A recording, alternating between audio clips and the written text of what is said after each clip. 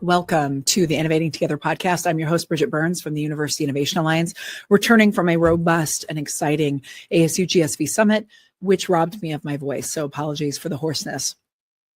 Just like when I came back from the UIA National Summit and people kept reaching out, asking for the content because it was so rewarding and there was just so much robust content. They wanted to try and make sure they could go home and share those videos, share that insight with folks on their campus. At the ASU GSV Summit, I certainly heard a lot of really incredible ideas that right now I'm trying to reflect on. Who do I need to share this with, and how do I make sure that my organization or which one of our campuses moves forward on a topic that I've come back inspired with.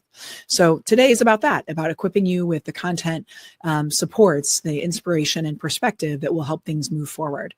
And that is going to be a keynote that I've received no less than 12 requests for from since the summit individually, people asking, please release this because it was so good, it was so tight, it was so focused, and it gave me exactly the case that needed to be made at my institution. And that is going to be from Tim Renick, the Executive Director of the National Institute for Student Success. First, you need to know that the Innovating Together podcast is actually sponsored by Mainstay, which is a platform that works closely with Georgia State and also the NIST, the National Institute for Student Success. Insights on student success backed by data has always been a key focus of our work. Mainstay, relatedly, their analytics have provided institutions with those kind of similar real-time insights into student engagement, enabling tailored strategies that help you intervene at the right moment to foster student success. So if you want to find out more, you should definitely check out mainstay.com. We also are grateful that Carnegie Corporation of New York, a longtime ally and supporter of the UIA, is a sponsor for this podcast. Now, today, like I said, I'm really excited to unveil this. It's a powerful keynote from Dr. Timothy Renick from formerly just Georgia State, in terms of he is the one who was the driving force behind their revolution, not just transformation, their absolute revolution. They have revolutionized higher education in a very significant way by being Exhibit A, that the ideas that people think, oh gosh, it'd be really great if we could just figure out how to do this, they've actually done it. They've done it, and they've also given away the content. They've helped other institutions scale it. And that's where the NIST comes into the picture, is that after helping enough institutions try and replicate the work of Georgia State, he finally formed an institute that is working with hundreds of institutions, has already seen improvement on the other campuses that he's working with, that is in real time from their coaching and their capacity support. So take a look at the NIST if you're interested. It's there's a long line of institutions who are interested in their support. In this speech in particular, what Tim does is he challenges us to confront a really uncomfortable truth, and that is that we are not just failing students, we're actually complicit in installing social mobility and undermining our democracy if we continue to operate the way we do. There is hope. He shares how data-driven, student-centered, effective implementation of strategies that he talks about are closing gaps and transforming outcomes across the country. His message is very clear. We don't need to search for more solutions. We already know it works. The question is, will we act? This talk is going to inspire you to lead with urgency and put data to work for every student. My favorite quote that I heard from this speech was when he said that history will judge us, not for what we inherited, but for what we chose to do. So please join me in reflecting on where you can find some inspiration to drive change as a result of this talk from Dr. Timothy Renick. And the title of the speech is Scaling What Works, and he provides a data-driven blueprint for student success.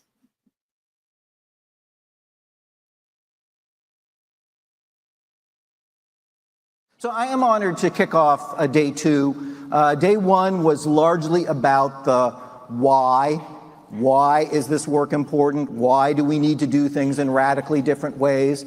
Raj Chetty so effectively pointing out how we have been deficient with regard to addressing issues of social mobility and justice across the U.S. And quite frankly, higher education is complicit in that problem.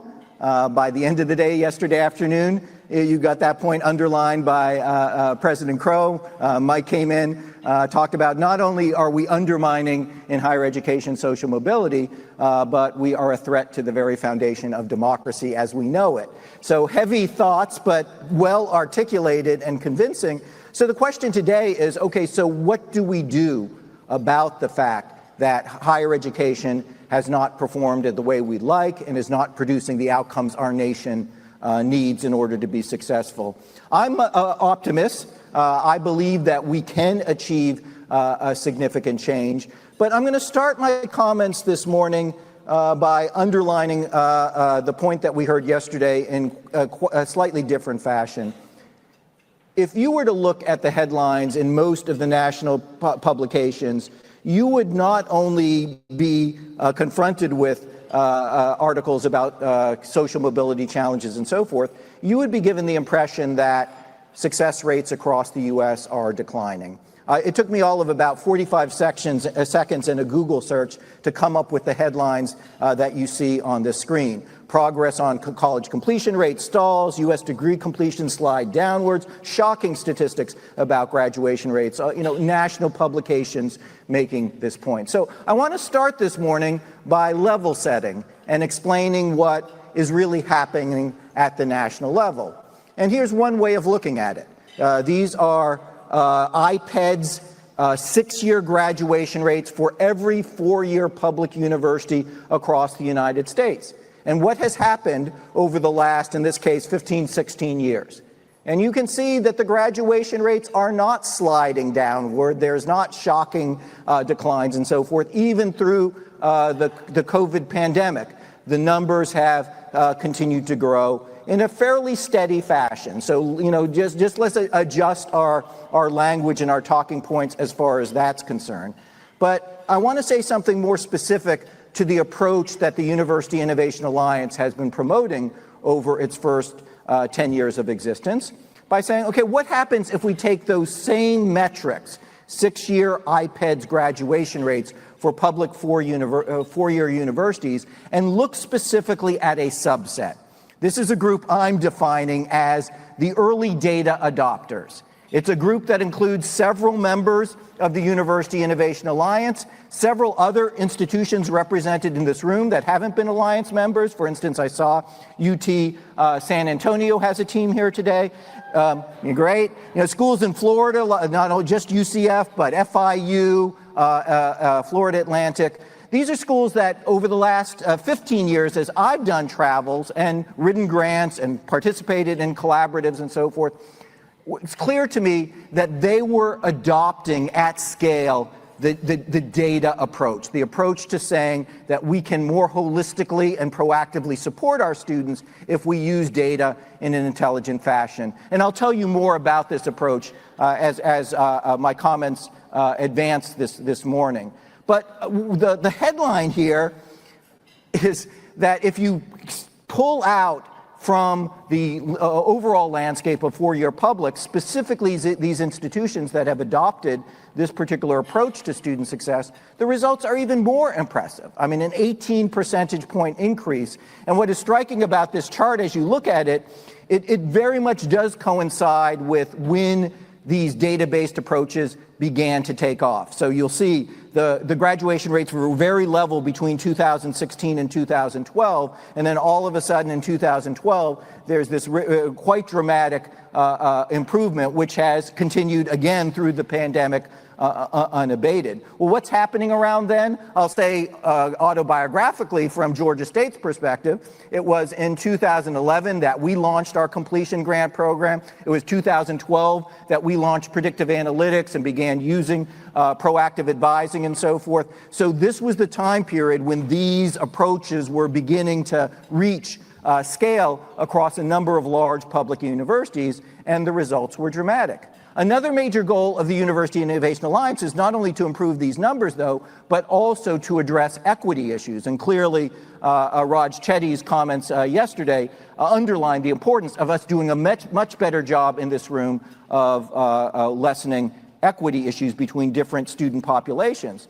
So, what you see over this time period here, I'm just juxtaposing the previous two charts.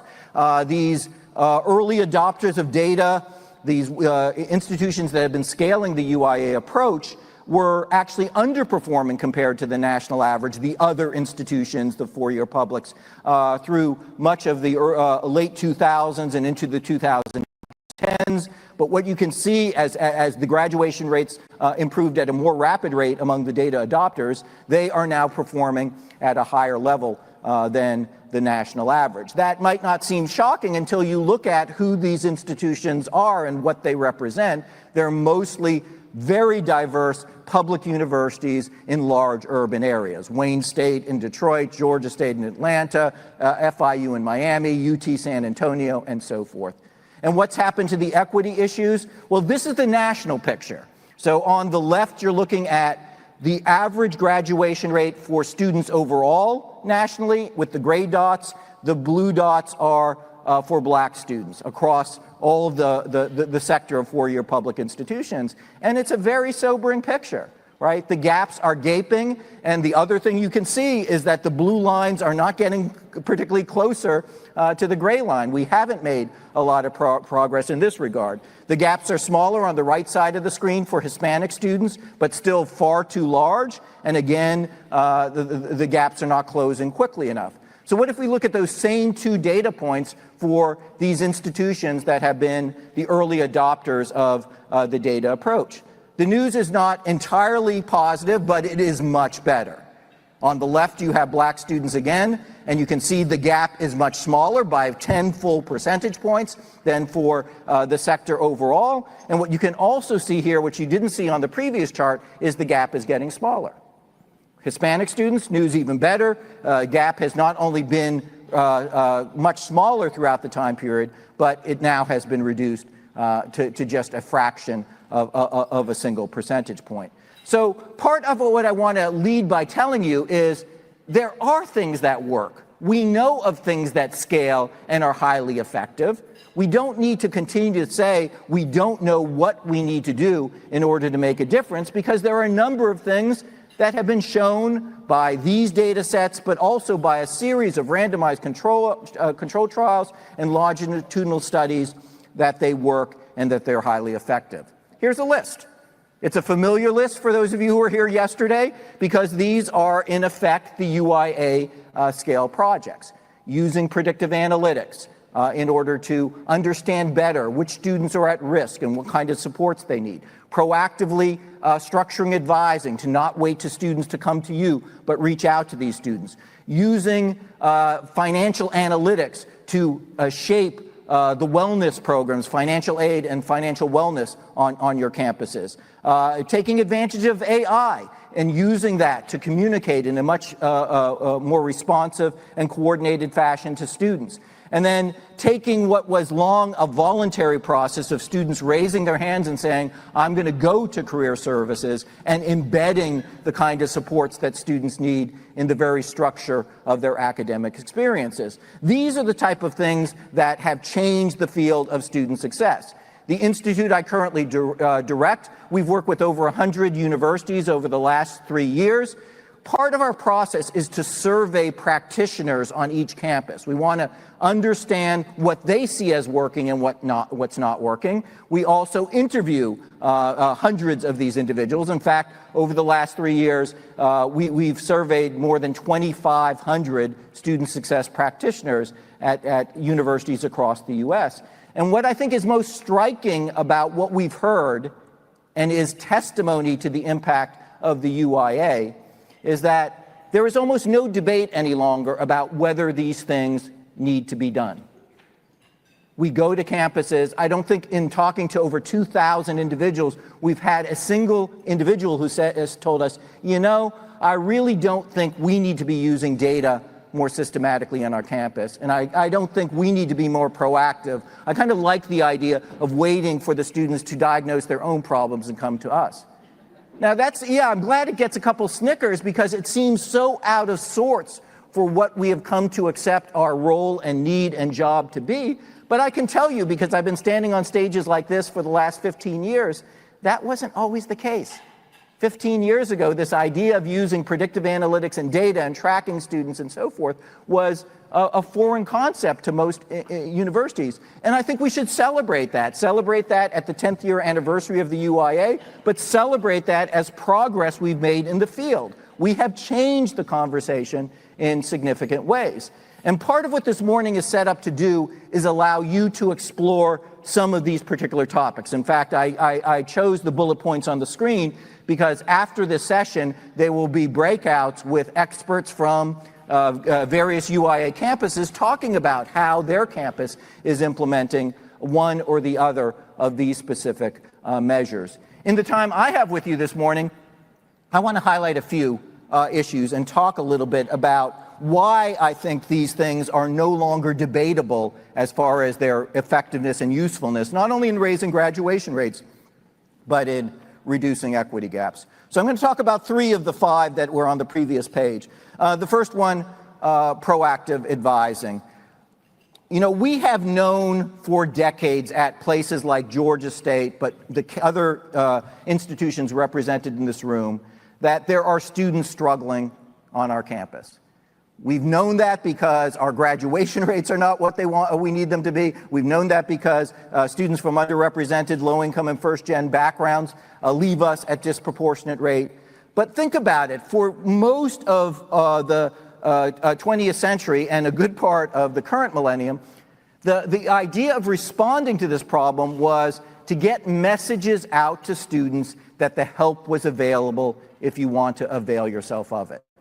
You know, come to see us, drop by, set up an appointment. And if the students didn't do so, the narrative was, well, it's on them. They chose not to access the sources. They're struggling, but they didn't come to get the help and the support they need. We now know that there are so many steps that we can take to bring those students to us in a timely fashion. One thing that many of the data adopters are doing now, including Georgia State, is tracking electronic footprint of students. These are logins to our LMS platform. It's impossible at Georgia State, at least not practical at Georgia State, to track attendance for 5,000 course sections every semester and get that information to us in a timely fashion. But we do know there's a direct correlation that we see in the data between students who are involved in their classes, attending and engaged, and those who academically perform at high.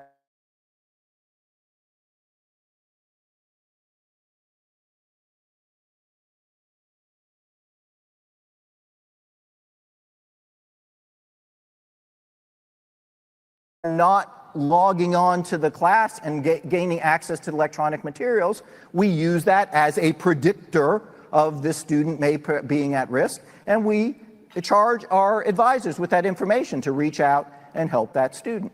There are other simple data points that just about anybody in this room can begin using next week. We found that there's a strong correlation between the first grade a student gets in his or her major and their chances of graduating on time. So a political science major, if you look at the center of the chart, who gets an A or B in their first political science course, graduates on time at a 75% clip. A student in that same class who gets a C grade is graduating on time at a 25% clip. For generations, most of us in this room did nothing with that C student, right? We passed them along to upper level coursework where whatever deficiency led to the C grade becomes exacerbated, and 75% of the students, according to this data set, would begin to struggle and then eventually drop out. Nobody who we talk to, nobody I think in this room, thinks that that's a good way of handling this circumstance. Now we're going to reach out to this student and try to offer help before they begin taking the upper level coursework. There are finer points that may take a little longer for your campus to adopt, but they're equally intuitive in their value in helping students. So, as we've looked more and more closely at some of these data sets, we found there are things like toxic combinations of courses. If a student takes organic chemistry and calculus during the same semester, they may only have a 65% chance of passing both courses. If they take organic chemistry and calculus in successive semesters, they may have an 80% chance of passing both those classes. I'll say even the best of our academic advisors didn't necessarily know that data point when meeting with students until we began to use the predictive analytics in a more holistic and comprehensive fashion. And again, nobody would doubt if you have this information in your pocket, it isn't worth sharing with your student. You've just registered for these 2 courses together. You're allowed to take them together if you want, but did you know you might have a better chance of succeeding in both classes if you take them in successive semesters? This whole discussion of using data in this way, a timely, actionable use of data to help students, is something that is relatively new to the field, but something that really can't be debated at this point. Part of what we've done at the University of Innovation Alliance, we received one of the first in the world grants. We ran a 6-year-long RCT to try to gauge the impact of this particular approach to advising, flipping from a passive model, relying on students to diagnose their own problems, to a more active model where the students come to us because we're identifying the problems and proactively offering them support and help. Here are the results. These are the results for Georgia State, but this was done by an independent evaluator, Ithaca S&R, over a 6-year period. They found during the randomized control trial that this intervention alone, it improved graduation rates by 15 percentage points. The other thing we saw in the data is that it helped in ways that tie directly to Raj Chetty's discussion yesterday. Remember, part of what he said is it's not just important if a student graduates and where they graduate from, but also what they graduate in. When we first launched predictive analytics at Georgia State, there was some suspicion from faculty that if we advise students based on these predictive values, looking at what grades they were likely to get and so forth, that we would move all students to the easiest majors. They'd end up taking the easiest courses and pursuing the easiest majors at Georgia State. What we've found by this predictive analytics model is just the opposite. Because we're finding problems early on, we are able to help students succeed in some of the most difficult majors at rates that were far in excess of what we were able to do prior. At Georgia State, over the last decade, we've increased STEM majors by about 100%, but the biggest gains have been for our black students, black male students, Latinx students, and so forth. Not because, for instance, we have more black males declaring STEM majors, but because we're tracking students, identifying problems early on, and getting them help at the first sign of difficulty, we have fewer black male STEM majors who are dropping out of the university or dropping out of the STEM field after a semester or 2. So what can you do? What can you do as you go back to your campus over the next couple weeks? If you haven't done so already, begin to coordinate your advising approach. Commit to a common advising platform. I can't tell you how many of the 100 schools we're working with are still in the position of saying, we've got this tool available if the advisor, if the particular office wants to use it. But there's not anybody really monitoring that they do, and there's nobody insisting that they do. I'm not talking here about buying some expensive technology. If you have those resources, there are maybe reasons to do so. I'm talking about just having a system in place across your campus which allows other advisors to understand what students have been helped, what comments and notes have been taken down, and those records travel with the student as they advance through your institution. Establish an advising council that has some legislative ability. So what does it mean to have an advising appointment? What counts as an intervention? What should we be doing in very basic circumstances? For instance, if a student's withdrawing from a class, as an institution, do we have a policy about what we're going to do to intervene and try to help that student and so forth? Have some legislatively empowered group that gets to sit down and make some of those decisions instead of saying it's up to each different office, each different department to decide for themselves. And then once you've got some common structures, require that advisors go through common training. This is not a centralized model in any geographical sense. These advisors could still be housed in colleges and departments and so forth, but have them trained in FERPA, have them trained in crisis intervention, have them understand what is the appropriate way to use these platforms. And then, this is an iterative process. Commit yourself every semester to being more proactive next semester than you were during the current semester. We're constantly learning additional things that we need to be doing. When we launched our predictive analytics at Georgia State, we didn't have the ability to track LMS logons and look at attendance through that lens and so forth. We are constantly trying new ways to do so. But every campus could start really on Monday to begin looking at predictive analytics and advising. Start with something really simple. A student's withdrawing from a course, that's a sign of distress. If they're withdrawing from a course in the middle of the semester, they're either academically overwhelmed or facing financial or other challenges. Intervene at that point. Second example, coordinating your communications. You heard a little bit about this story from Bridget yesterday. Let me sketch what happened at Georgia State. We were facing huge problems with summer melt about 10 years ago. We had 19% of our confirmed incoming first-year class who never showed up to a single day of classes. So we began to look at the data. And what we found is it wasn't that these students were changing their mind. They had gotten admitted to Georgia State. They had confirmed their intent to enroll. They in many cases came to orientation and signed up for classes. They just never showed up. What we found linked these students together, who, by the way, were almost 80% underrepresented minority, low-income, and first-gen students. What linked them together was the fact that they weren't navigating our bureaucratic processes. They weren't getting the FAFSA in. They weren't turning in their transcripts. They didn't have immunization records. They didn't provide the sorts of things administratively that are required to get you ready for the first day of class. So we engaged in a design thinking exercise, and it's one you could do next week. In fact, it's a perfect time of the academic year to do so. It was quite simple. What we asked is every office that was communicating with our first-year students, our so-called freshman students, during the previous cycle, so from basically May to the start of fall classes, to come to a meeting with bringing one thing with them, which was print out all the emails that you sent to the incoming first-year class during the cycle. So each office, and we're not just talking about financial aid and admissions and so forth, we got our rec center and the library and the athletics leadership and so forth to do that. And then when they came into the room, we had set it up with a whiteboard that had week by week through the cycle from May to the start of classes, different dates on it, and each team got a different color sticky note, and if they had sent an email that day, they were charged with putting the sticky note on the board so we could get a sense of what was going on. And as you heard from Bridget, and we saw from our friends at Michigan State, it was ugly. It was embarrassing. I mean, it was gallows humor laughing going on in this room, because we began to realize that there was no coordination whatsoever. Nobody at Georgia State knew who was communicating with the students on any given day and what they were saying.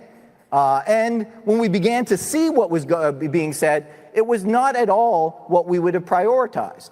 The particularly energetic graduate assistant in our rec center was sending daily notices to students about a canoe trip, that you could engage in. Meanwhile, our financial aid office was trying to not bombard the students, so it was only sending one message a week. So if you're a student, you must think, going on the canoe trip is more important than completing your FAFSA. And we all know this is happening over and over again on our campuses, to the point where it's not even as organized as our whiteboard. This is what the students are getting, right? It's just this onslaught of emails and messages, and most of them are tuning us out. So we made the decision in 2016 to totally change the way we communicate with our incoming first-year students. We were one of the first schools in the country to really scale the use of an AI coaching or chatbot platform. We're using Mainstay for this work. We built up a knowledge base of all the kind of questions that first-year students ask about housing and financial aid and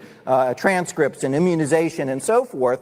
And we put these responses on a platform where the AI was used when a text question came in to identify the right response and deliver it to the students.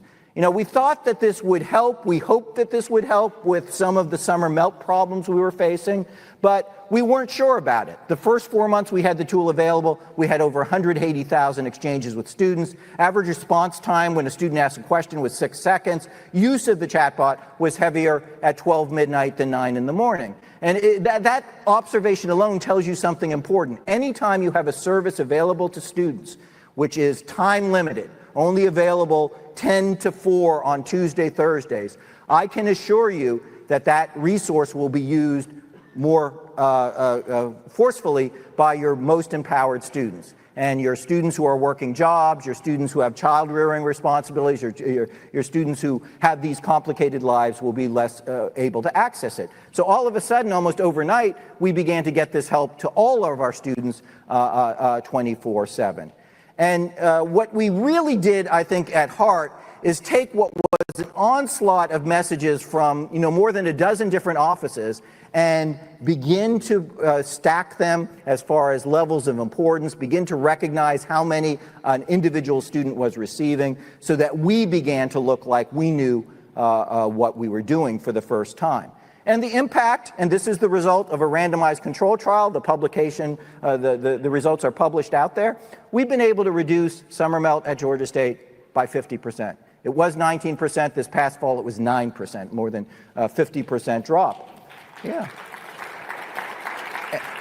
And the RCT will show you that the biggest gains are for our most vulnerable students. So the empowered middle and upper income students, they were already making it through the administrative gauntlet. It's our first gen, our minoritized low-income students that have benefited the most. And because it works so well for our first-year students, we now have the tool available to all our continuing students. It continues to help them navigate the administrative hurdles at Georgia State. These are results of another randomized control trial, and they're striking. Things we're not seeing 5% improvement in outcomes. Students starting the semester with a balance down by almost 50%. Students with a account balance who actually take a step to deal with it in financial aid up by a third, and so forth.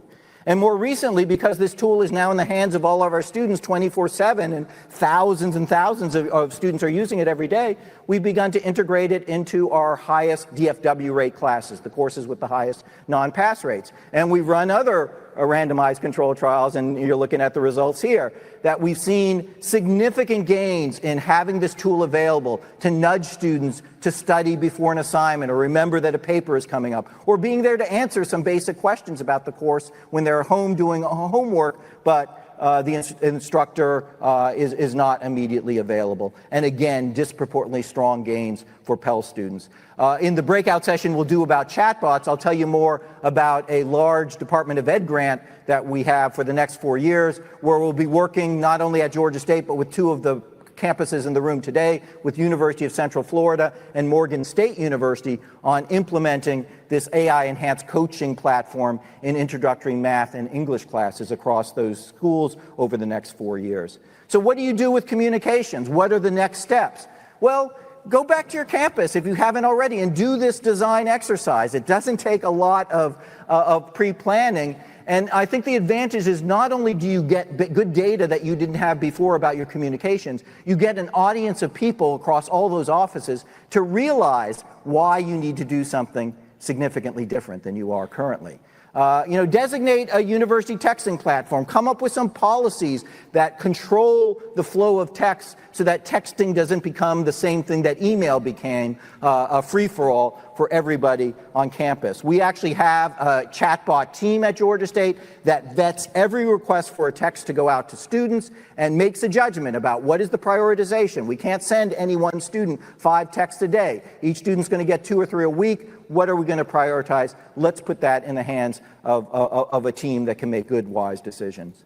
The last example I'll share is how you can use data better with regard to financial aid and financial wellness. Here's some sobering data we just came up with about a year and a half ago. We looked at 75,000 bachelor students for a 8-year period from 2013 to 2021, asked a very simple question. What is the difference in ultimate graduation rates for students among those 75,000 bachelor students who were barred from enrollment for a single semester for financial reasons? So they had a financial hold on their account, or they got dropped from their classes for non-payment, some financial issue that made them or caused them to stop or discontinue their enrollment for even a single semester.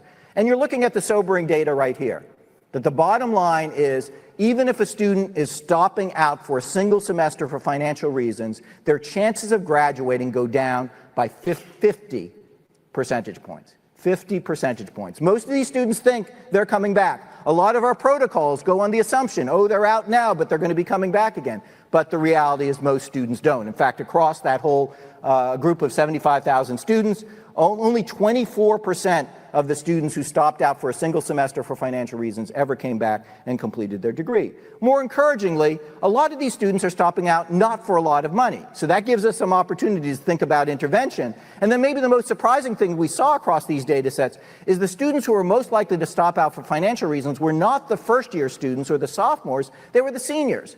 Because if you enroll low-income students, those seniors are the ones who are going to be running out of eligibility for their aid program. Even if they're making good academic progress, they may not have the aid to get them across the finish line. So as many of you know, Georgia State became one of the first schools in the country to scale a completion grant program. This was in 2011, where we began not requiring the students to identify, not self-promoting themselves, but just began to identify via the data and provide students who were close to graduating, had run out of aid, with these microgrants averaging about $900. We've given over 22,000 of these grants out. What has happened is basically by giving the student $900 at the right moment and keeping them enrolled instead of allowing them to stop out, we've overcome all the negative impacts of that stop out rate. Their graduation rates go right back up to the level of other students. In fact, 85% of the senior recipients of these grants went on to graduate, and they're graduating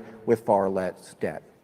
So what do you do in financial aid? Next steps: acknowledge on your campus that financial aid challenges are not a challenge exclusively for the financial aid office. These offices are overmatched and overwhelmed.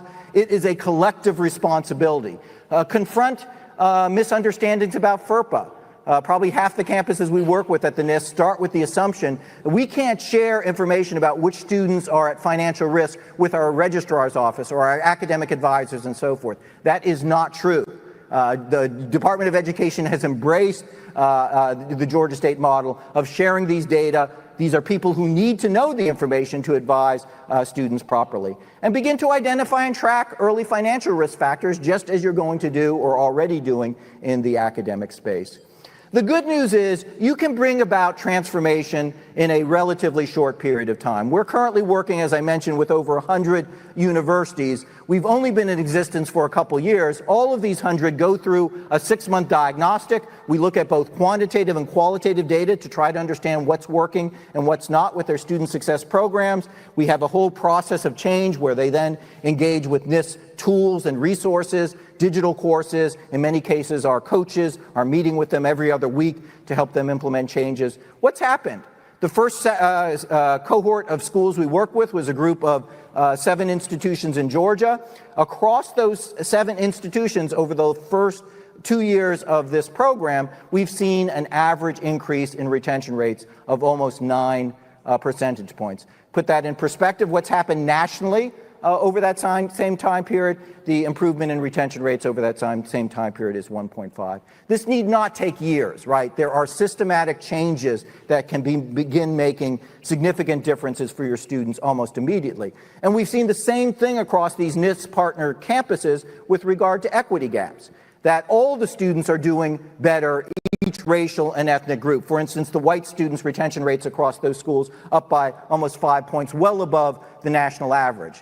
But what you can see is these interventions disproportionately benefit minoritized students, students from underserved backgrounds, Black, Hispanic students up by 11 and 13 points. And across all of our partner campuses now, a much broader group over the last year, we've continued to see that same rate of improvement in retention rates at about 4 percentage points a year.